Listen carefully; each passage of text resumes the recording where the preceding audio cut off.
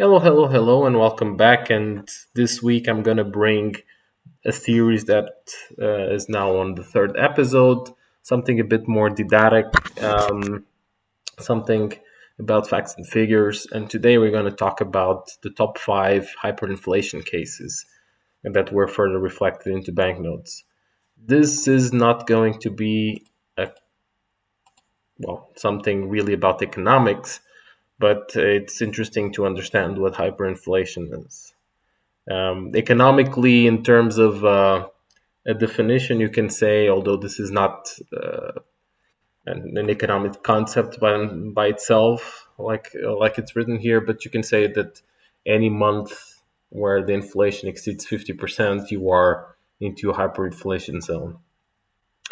And hyperinflation actually existed um, way before banknotes were generalized. Actually, the first case of hyperinflation that is known as the assignats en France, which were basically almost like banknotes. They were promissory notes that were issued in France in the last years of the kingdom, so late or mid to late 18th century, and then also through the Republic. Um, Basically, this is a first sign of lack of intrinsic value. So, although we're not going to get too much into how inflation, how a country becomes involved with high inflation rates or what actually causes inflation, because this is an economics topic that would be, well, it's debatable, the reasons or the rationale. It's also a bit of political debate. But besides that, that would be a completely different video, and there's a lot of different sources out there that on channels that are not on banknotes but on economics that you can know more about. Um, so basically, hyperinflation did not happen before this the 18th century, and that was due to the fact that people were not using fiat currency, so banknotes. If you were trading in metals, say in gold, there was no hyperinflation because it's not like the gold is gonna lose value from one day to the other. So it's only when people started to using banknotes, especially when they were backed by gold or some other form of backing, and they stopped being backed, then that's where you get normally this high printing amount of banknotes, and which is already a consequence of hyperinflation in the end. Anyway, so first cases were actually in France, but this is much more common than people think. There were a lot of hyperinflation cases in the world wars or following the two biggest world wars or the two big world wars. There was the South American crisis. There was the fall of the Soviet Union, for example, and there are other cases here and there, but these are the most well known. So we're gonna just talk about the top five cases where uh, inflation went out of control and the five highest amounts. So at number five is Greece. This was actually the one of the longest periods of hyperinflation. It was between 1941 and 46. At the highest peak, the inflation rate was 13,800%. And here, as you can see, it's during the Second World War. What happened is that the Greek economy was not strong at the time by any means, but the invasion of both German as well as Italian troops um, just basically took everything that Greece had to export at a very low price. And that, together with the fact that there was lower production and all the industrial output was being used to sustain the war, created this scenario where there was lack of commodities and there was hoarding of metal from the coins because those were not really losing value. So that brought hyperinflation, which was only controlled after the war in 1946 with the new issuance of drachmas. Here, and the centerpiece is actually the 100 billion drachma banknote. This is big 135. And like many of these cases, this was the highest banknote in Greece, or still is the highest denomination ever. And this one you can get at the market at the moment for around $18. in uncirculated condition, so not a very expensive one, although there are more expensive ones in Greece from this period. Number four is one that almost everyone would have known about. It's Germany in 1922 to 23, and this is actually the aftermath of the First World War. So after the First World War, where Germany also lost, one of the things that was agreed on the Treaty of Versailles was that Germany would pay compensations for losing the war to diverse countries in Europe, around all the surrounding countries of Germany, basically, and the UK. And these were completely abnormal. Let's say the Germany could not pay this amounts. Also, the debts were not in German marks, but in the currency of the other country. So it was in French francs, for example, and this was also another issue there. So with the country completely destroyed in 1918, 1919, no gold reserves whatsoever, because they were all gone after the war effort. And well, with these heavy penalties, there was a lack of industrial input because Germany was also relatively destroyed. It was impossible to pay these debts, so the only issue was to just print more money, and this led to this hyperinflation. That started already in 1920, but 22 to 23 is actually the period where this was more extreme. Also, it was this time that you see the thousands and thousands of Notgeld banknotes, which were basically due to the lack, or at the beginning at least, due to the lack of small change that was, as the metal was being hoarded for the war, hoarded by the people, or actually used for production in the war. So it came about to this Notgeld to substitute it. And then in the end, of course, since Notgeld became very popular already for collectors at the time, a lot of the cities just made this series of Notgeld banknotes to just get some money. The situation in Germany only stabilized in late 1923 with the issue of the Rentemark, which basically was again exchangeable in gold, and the situation went much better in those days. Also because there was a growing economy, starting those 5 days before you reach 1929 with the Big Depression. Anyway, so here, for example, the case of the highest banknote is the 100 billion mark. This one that you can see here is actually very rare. Uncirculated, there was one sold recently for around $12,500. So completely different than the case of Greece. But most of the 100 odd banknotes around this time from Germany are significantly cheap, with, of course, some interesting exceptions like this highest one. Also, quite interesting is that during this period, also some regions in Germany, like Bundesländer, like Bayern or Sachsen, they start also issuing some banknotes, and some of them, like Bayern, has around 20 different banknotes from this period, and they also quite some nice ones. And although they were not banknotes from whole Germany, they were valid for the whole region. So it's not Geld anyway. Good. Um, Here you see the inflation was basically twice as much as in Greece. But nothing compared to number three, Yugoslavia, 1992 to 94. Inflation rate was 313 billion% at a point in time. This meant that prices went up every 2 days, give or take. And here it's a phenomenon. So when there was the fall of the Soviet Union or the communist bloc, all the countries that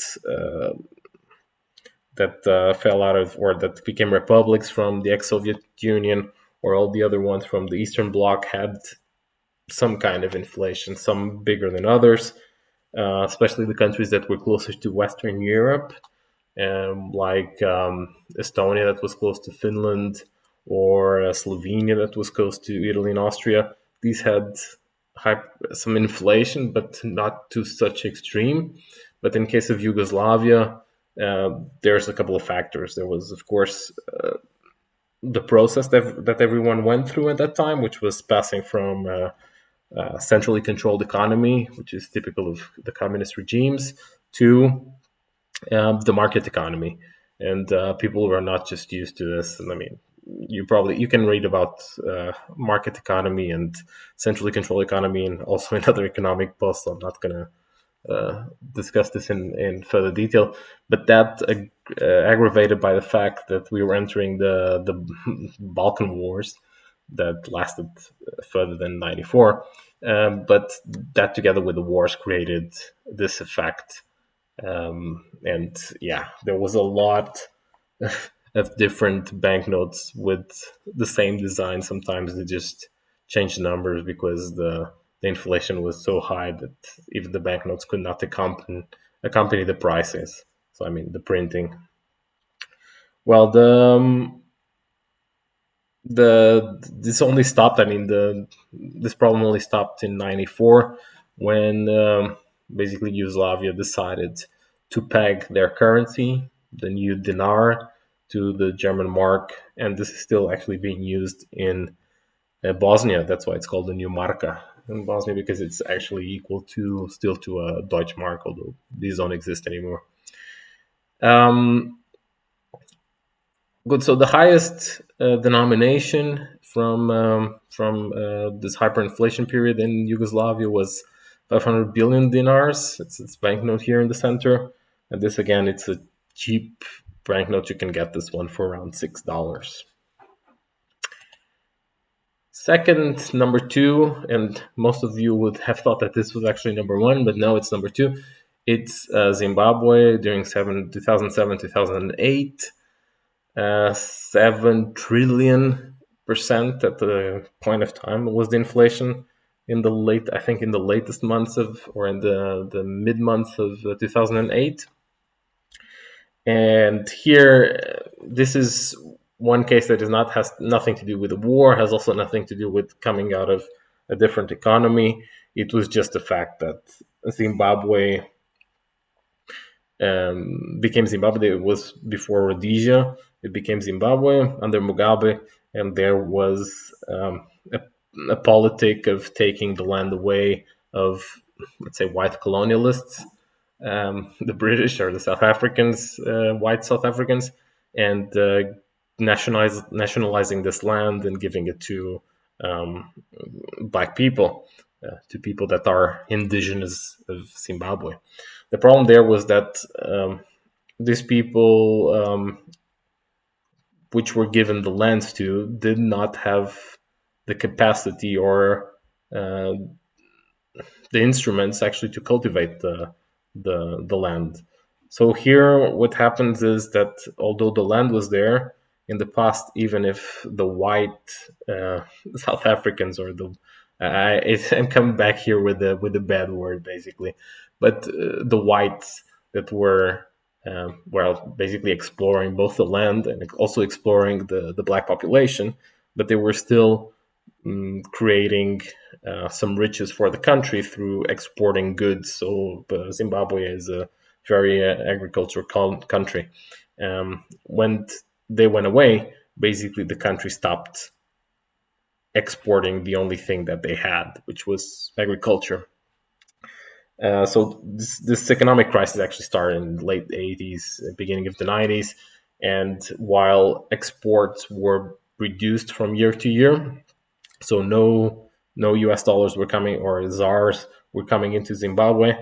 At the same time, the state was spending more and more, not just on Zimbabwe, and I'm not going too much into into Zimbabwean economy, but not too much into the just the regime, but also on everything else. If you go to Harare, it's not just, it lacks some things, but there are much worse places in Africa. So this led to a situation which the government had deficit after deficit, and at a certain point of time, this was just too much. So there was just too much import for basically nothing being exported.